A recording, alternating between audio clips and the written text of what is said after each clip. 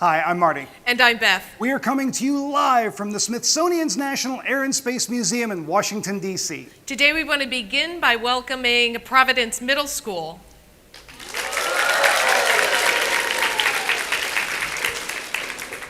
Randy, Bresnik, and Paolo Nespoli spent 6 months on the International Space Station. While there, they did a lot of work and a lot of science. Paolo conducted more than 60 experiments while in space. Randy did 3 spacewalks and even took a fidget spinner with him. We'll be talking to both of them today. This is STEM STEM in in 30. Nice.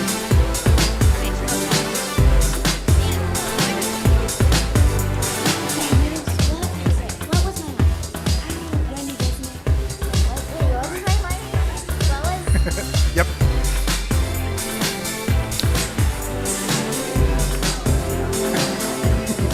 This is STEM in 30.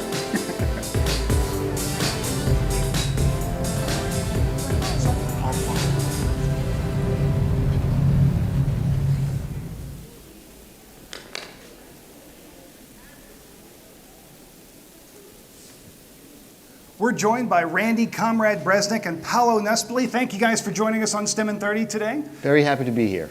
Now, if you're watching online on Facebook, go down to the comments section and submit your questions. Anything that you've ever wanted to know about an astronaut is fair game, like if these guys like circus peanuts or not. Put it down in the comments section. And if you don't have a question, tell us where you're watching from. But before we get to those questions, we've got a few friends from Providence Elementary School who are going to ask the first questions. Go ahead. What was the most stressful, being on Earth, in space, or coming back? We had the unfortunate occurrence of, while we were in space, having a hurricane go through Houston.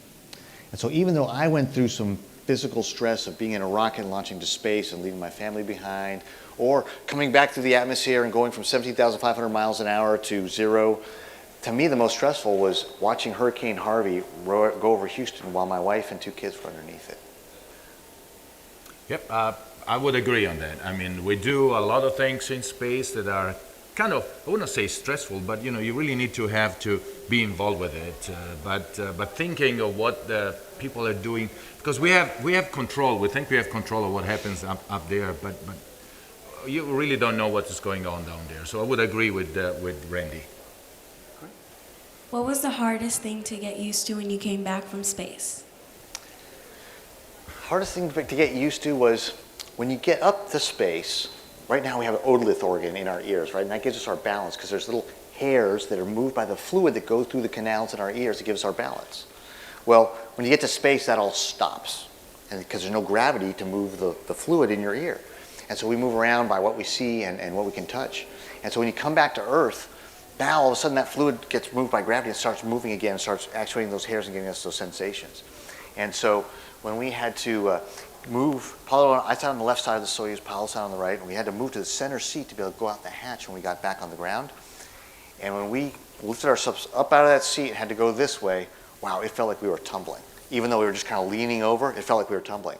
And so getting that inner ear back up to speed took several days, and so that was probably for me the most difficult part. Well, I would say quickly that I got to space and I kind of thought I was Spider-Man and Superman, was flying out the ceiling, going this, picking up stuff, and then suddenly I'm back on Earth and gravity gets hold of me, and that was really, really hard. I mean, I felt like I was chained to the seat. I could barely walk, and that's what was the most strong for me. Not anymore being able to fly up to the ceiling and do things. It's like they slipped kryptonite in Paolo's pocket or something. Yeah, that's what they did. Well, great questions, guys. Now, you all spent 139 days in space. Can you tell us a little bit about that mission? Sure. We ended up flying up there, and International Space Station has now been up there 20 years. So 1/3 of NASA's lifetime we've had the International Space Station. And the fact that human beings have been manning the space station continuously for 18 years is absolutely amazing.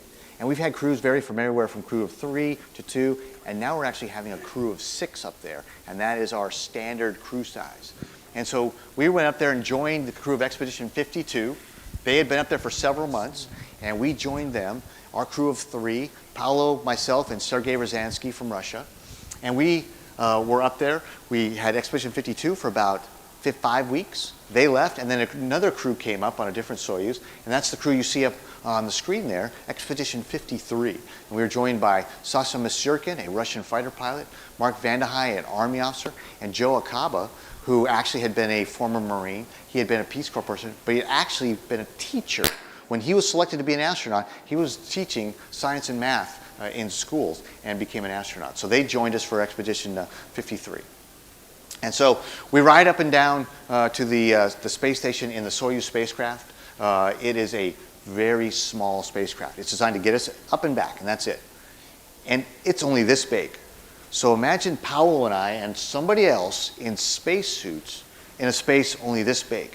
And we're in these tiny little seats, but it takes us safely to the atmosphere. We go from 0 miles per hour to 17,500 miles an hour.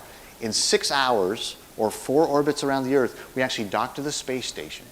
And that Soyuz sits there and waits for us for the entire length of our mission, and that's what we come home in as well. We do when of course we go to space. This is a house laboratory where you live and work, and that's the reason why we go to space, because in this environment we can do incredible things that you cannot do here on Earth. So we do science, technology. You wake up in the morning and you start working on experiments that have to do with crazy stuff, genetics, spinning motors, fluid. You work on the ceiling, you work on the wall, you work everywhere. You turn around, and it's actually very, very interesting. Most of the time we don't understand what we are doing. We know how to run the experiments. We know how to do things. Randy, what were you doing here, for example? Well, we have a glove box where we're able to do science inside of it. And this particular experiment, we're actually growing lung tissue. And lung tissue can grow perfectly in space because there's not gravity weighing on it and crushing the cells as they try and grow. And this particular experiment, they're looking at cures for cancer. And so our crewmate Jack Fisher dubbed this the cancer-seeking missiles. So right now we have cancer treatments that go and try and kill the cancer cells, but also affects a lot of the rest of the body. If we can actually go out and send out medicines and treatments that actually target only the cancer cells, the bad cells, that is going to be a huge, huge improvement for people that end up having cancer down here, because we can actually kill the cancer but not harm their body. So that's something that has real application up there for what we're looking to do down here on Earth. And this was just one of the 300 plus experiments that we did in space. Of course, you need to make sure that you are able to do things. You have to handle stuff, make sure that things don't float away. You need to be careful of what you're doing. You do experiments in the Japanese laboratory, in the European laboratory, in the American laboratory. Sometimes you go to the Russian part of the station. So it's very, very incredible, quick stuff that you're doing. You play with refrigerators. Of course, those are very cool refrigerators. You better have gloves. Minus 80. Otherwise, your hands are going to be stuck to the pieces of metal that you take out from there. And a lot of times we are the guinea pigs in space. You are the subject of the investigations. We take blood, we measure things, and we play doctor, or we play guinea pig, and this is in a rapid succession. We do some crazy experiments. This one had to do with fluids in space, the way the heat and fluids, complex, very complex things. And we set up this experiment so the scientists can actually look at this little mini tiny minute details that you cannot really see here on Earth. And that's why we go up there. And sometimes it's the experiments where we're actually making things happen, and other times where we'll actually set up the experiment and they'll run it remotely from the ground. And so you could be involved in the space program, be running an experiment from your computer or down from a laboratory down here, and then have it actually be happening up on the space station. And so that's the wide variety of things that we do. Paolo's working on this one, which is a combustion chamber. We're actually burning flames up there, and we have one called Cool Flames, where it actually takes flames, and we're able to find out we're able to burn things at like 800 degrees instead of at 1200, which is where flames normally burn. Well, if we can do that, guess what? We can make airplanes maybe a little safer, a little lighter. We can actually maybe burn our fuel a little more efficiently. So as a pilot, that's really exciting stuff for me, and also help make our spacecraft safer. And so when I was saying before that you can be a guinea pig, and here is a very complex experiment that we were running on the European Space Agency laboratory there. It's an experiment where you actually take your leg and hook it up to a machine, and then the machine makes your leg move, or you try to move the machine. It's a very long, stressful experiment. We use electrical shock to shock your muscle so the muscle can contract, and the machine can actually measure the force that you are doing in space. All of this because The human being, the bodies are affected by zero gravity quite a bit. And so our muscles, like especially our legs, we don't use them for anything when we're up there normally. We're moving around, like Paolo said, with our hands. And so if the muscles aren't working, then they're starting to atrophy. Like if you stayed in bed for like a month or 2 months, you'd be a lot weaker. Well, then if that happens, then your bones start losing density as well. And so we need to measure how the human body can go ahead and lose its capability, but then how can we make countermeasures so that we don't? So when we get to Mars, we're able to work. This particular experiment Paul mentioned about the zapping it with electricity, well, we can tell ourselves or in our minds to move our muscles. But guess what? Your muscles have a lot more capability than what your mind can tell it to do. So we actually have us working as hard as we think we can, then they zap it to actually see how much more capability your muscle has more than what you're thinking. And so we do that testing on the ground and in space to see if there's a difference. it was a fun experiment, right? It was fun when it was over. That's why we had that picture where we got shaking our hands. It's done. Yeah. No more shocking for today. And so when you look up at what you're seeing right now, that is Paul and I working, and you can see a tablet. So the same technology that you guys probably have at home or at school, using a tablet of some sort to be able to do your homework or look online to find some research, we use on the space station to go through our procedures. We actually do more stuff for exploration and going long distances. Here's Joe Acaba looking at our special experiment we called Veggie. And guess what we grew up there? We grew 3 types of lettuce. And you go to a grocery store and you go into the produce section, and guess what? The lettuce, you don't typically smell the lettuce. You smell the lemons and the oranges because those are really strong. But when you're in a space capsule for months at a time and all you smell is each other, guess what? Lettuce has a really good smell. Actually, we got Houston told us we could take a little leaf and test it, and I thought, it's a piece of grass, it's lettuce, it doesn't taste like nothing. And instead, it was an amazing taste. When you don't taste lettuce, when your senses are kind of dumbed down because of the closed environment, you taste something like this and you really understand what humans can do and what really means being human and have all these senses. It's incredible. All right, we also do a lot of other things when we're on the space station.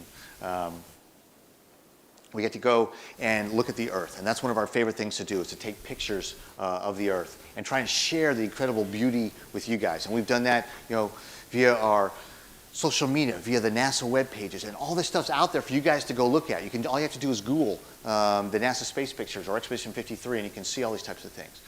We also had, spacewalks. We had to do repairs on the inside. We also had to do repairs on the outside. And so we get into our spacesuits, 2 at a time. And we actually button them up, do leak checks, and head outside. And you got 300 pounds of equipment, but you're in your own personal spacecraft with your own atmosphere. And we work for about 6 to 7 hours. And then we have really talented people on the inside, like Paolo, flying the robotic arm and actually flying the spaceman in the spacesuit around to the different work sites to go ahead and get the work done. And so it's a big, big team effort to get that done. We also do a lot of outreach. Well, part of the activity that we do there is talking to school kids like you. We had the opportunity to talk to school all over the world, in Europe, in Japan, in the United States. And it's always interesting, all the questions that we get and the way that things are framed. And it's fun to be able to show you guys, what it's like to be up there. Guess what? Yeah, we had the opportunity of being up there in Halloween, and I finally want to be a real Spider-Man. So we brought up some costumes and we played around a little bit. I was able to actually fly in space, grabbing as Spider-Man. interesting. And my kids picked out my costume, so I was the minion. And so that was okay, because I was the commander of the space station. I got to be the minion. But guess what? Life goes on. You're still human. You're still up there. And for me, I had a birthday while I was up there, and Paolo and Sergei helped celebrate that birthday. We don't get to have actual flames outside of the experiments, so my little hand had the candles up there made out of cloth. We got to be able to put on our space Hawaiian shirts and have Aloha Fridays. And we had ground control join in the fun and kind of, join us on the mission and wear their Hawaiian shirts on Friday as well. We were surfing in space, right? Yes, we were surfing. We were showing off. And then, at a certain point, it was a moment where I kind of complained with the managers that we don't get to do pizza in space. And sure enough, they send us a few things so we could actually make pizza. And that was the first time that we actually ended up doing it. I thought, nothing can compare to a really good Italian pizza. But actually, in space, even though with all the little problems that we have, you can really not cook pizza, we were able to have our own special pizza. You did pepperoni, right? I did the meat lovers on the far right side. It's covered completely in pepperoni, and the pepperonis all stick to it because of the surface tension of the sauce. The surface tension of that holds it onto the pizza dough. I did an anchovy and olives, and then I had to share it with one of my colleagues, so I took a pair of scissors and cut it away. And of course, it's really incredible because everything floats away, and it's nice when your pizza is floating away. Come back here. And we called those the flying saucers of the edible kind. And then, after 139 days, it was time to come home. Time for us to leave. We had trained up the crew who had joined us for Expedition 53. And we were going to leave in Expedition 54. Another 3 crew members were going to go ahead and come on up. And so after 2,224 orbits of the Earth, or 58,835,000 miles, it was time for us to go ahead and come on home. And we ended up coming back, landing in minus 15 degree weather in Kazakhstan, when it had been 115 degrees on the positive side when we launched. And we were really happy to be home December 14th last year, got to join our families for Christmas. That looks like an incredible trip. Thank you so much for sharing. Are you ready to take a couple more questions? Absolutely. Why don't you start? Was being a Marine helpful to becoming an astronaut? Being a Marine was certainly very helpful for becoming an astronaut. I was fortunate to get a Marine Corps scholarship to go to college, and then I was able to become a Marine Corps pilot. And the things that I learned about teamwork, depending on your crewmate next door and working as hard as you can to make sure you didn't let them down while you're accomplishing the mission. Plus the things that I was able to learn in the Marine Corps along the way with training as far as being a pilot, training to be able to do the mission with the airplane that I was assigned to fly. And then certainly it was exciting for me to be able to represent the Marine Corps in space and be able to share great pictures of Marine Corps flags floating all over the Earth, because that's what Marines do. They serve other people just like astronauts serve humankind, and we're all working together to further the human exploration of space. Paolo, you were also in the military too. Do you want to tell us a little bit about how that helped you? Yes, in my previous life, I like to call it, before I became an engineer, I was in the Army. I ended up working for the Special Forces that require me to really push myself in every single direction.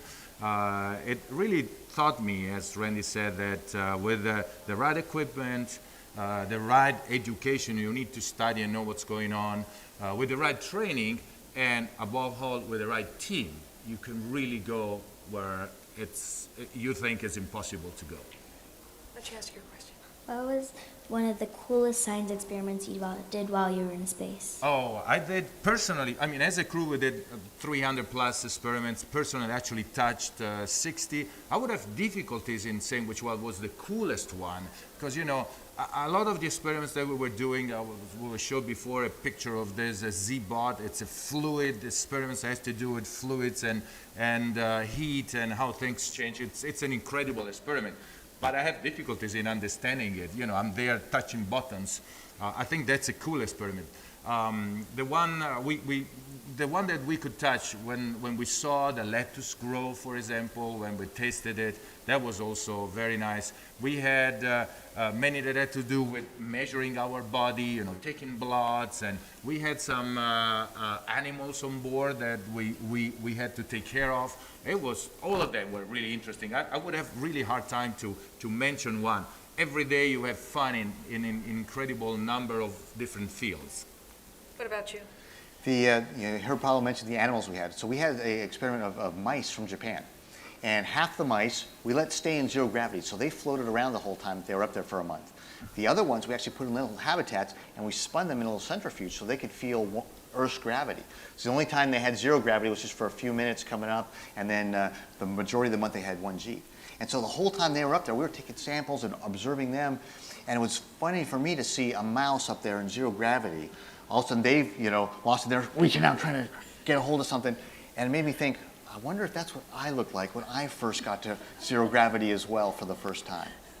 But with those mice, they'll send them back to Earth and be able to study how their bodies and bones had changed for zero gravity versus gravity. And that helps us understand our own bodies and how our bones and everything change. And that'll help us give us countermeasures for when we go to Mars and other places way beyond that where we don't have gravity, how we can make sure our human bodies stay in the best shape they can. Well, Paolo and Randy ran a lot of experiments while they were on the International Space Station, but before they launched, Komrade was very nice to work with us to develop some lessons that you can run in your classroom. Let's check out ISS Science.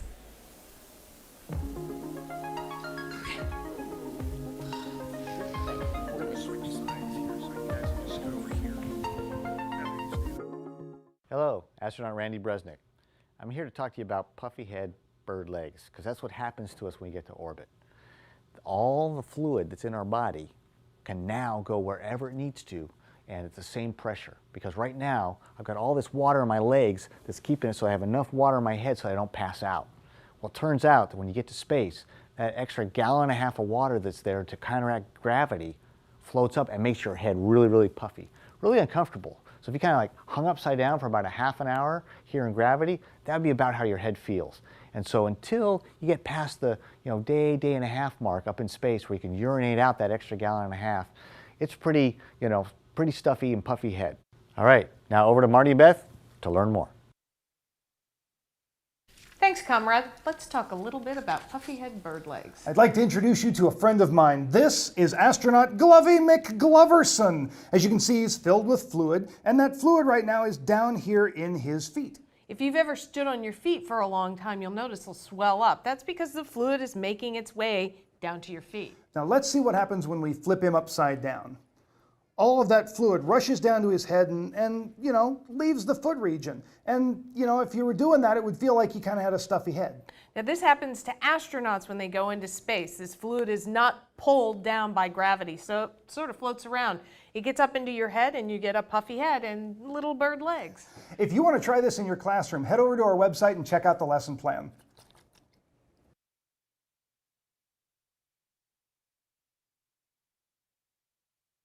Tell me about what you took up into space. Well, I also had the help of my children to pick this one out. And they found this and said, Papa, take this in space. This is really fun. So have any of you ever touched one of these? Yeah. All right. So this is the one that actually you'll see in the video that actually flew in space. And what I think is really cool about this is it's a great demonstration of Newton's laws using something that you are all familiar with. Was it a lot of fun to play with in space? It was. And you know what? If you hadn't seen me touch it and I just let go of it, it would still be floating up there spinning because there's nothing to slow it down. Awesome. Well, you guys ready to take some questions? Absolutely. All right, let's go to an audience question first. Hi, my name is Leslie. What fun things do astronauts do on the space station? What fun things do you guys do? Oh, we can do a lot of fun things. One of the nicest things to do is actually go and look at the Earth. Just put your nose on this cupola. We have a huge window. You can actually look at the Earth, and you just see the planet passing by, and it's passing at like 4 miles per second. If you're there for an hour, or an hour and a half, you actually see the whole Earth passing under you. 5 continents, seasons, day, night, everything like this. But then, we can play it around with Randy with, the spinner, the fidget. We were doing a lot of things. We actually did one demonstration that you can go find online where we had a bungee cord stretched across the module. Yes. And you pulled it back, and so we had a line to know that we were pulling back for the same amount of force. And we shot things of different mass or different size or different weight if they were back on Earth. So we started off with a little thing of chapstick. And you saw how fast it zipped off. And we tried something a little bigger, a little model of the Orion spacecraft. And it shot off a little slower. Then we took a big, huge trash bag, pulled it back with the same amount of force, force equals mass times acceleration, and we let it go, and you saw it just float off really, really slow. And so being able to show you guys, like Marty said, physics in action in zero gravity, that was one of the fun things we got to do. And by the way, we did not only these things, we were playing with food, by the way. Yeah, Can you imagine what you can do with food floating around all the place on station? That's what we did. Nice. All right, we've got an online question next. All right, we're going to take an online question next. From an astronaut wannabe, what is expected from an applicant to be considered? All right, right now, for government astronauts, just about any country you're looking at applying to, you've got to be able to have a basic education, and most countries require a bachelor's degree in some of the science, math, engineering, or hard sciences types of fields, because that's kind of the basis for the work that we're doing. But there's certainly many people that have advanced degrees in those fields, as well as graduate work. And the biggest thing is once you get an education in whatever field it is, becoming excellent in that field is the key. If you look at any of the astronaut biographies of anybody that's ever been in space from any country, they're all pretty similar. You see that someone has really worked hard to get their education, but then gone on to be really good at their field, and they also have a wide variety of interests. It isn't just that they are one-dimensional. People that are concert pianists that have been an engineer. People, we've got one gentleman who played professional soccer to put himself through medical school to be a doctor who became an astronaut. And then you've got guys like Paolo who started out in the Italian army and now is a engineer for ESA and has now flown in space 300 times and is the #2 person most experienced. 300 days. Over 300 days in space. So, wide variety and being excellent at what you do are definitely the path to be becoming an astronaut. I would say that you really need to speak English, by the way, minimum, which is obvious for you guys, but not so much for us foreigners. So that's a requirement too. Awesome. Well, guys, thank you so much. We're just about out of time. We want to remind everybody watching to tune in next week as we look at observatories and how we know what's out there. Did you know you do not need the Hubble Space Telescope to view distant galaxies? You can see them from right here on Earth using a pair of binoculars. Is it safe to look at the sun? Can you and your friends find a black hole? How do we see the oldest things in the universe? If you want to know how we know what's out there, be sure to check out STEM in 30.